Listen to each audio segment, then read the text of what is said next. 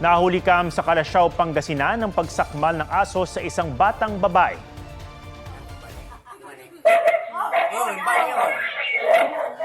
Sinagpang ng aso ang 2 taong gulang na bata habang naglalakad sa eskinita sa barangay Lasip. Kahit napahiga na ang bata, hindi pa rin siya nilubayan ng aso. Pag-uwi ng ina ng bata mula sa trabaho, nakita niyang may mga sugat sa ulo ang bata at agad itong hinugasan. Sabi ng ina ng bata, nakihati ang may-ari ng aso sa gastos sa pagpapabakuna kontra rabies sa bata. Binabantayan naman ng Municipal Health Office ang kalusugan ng mga kumatay at kumain sa aso. Huwag magpahuli sa mga balitang dapat niyong malaman. Mag-subscribe na sa GMA Integrated News sa YouTube.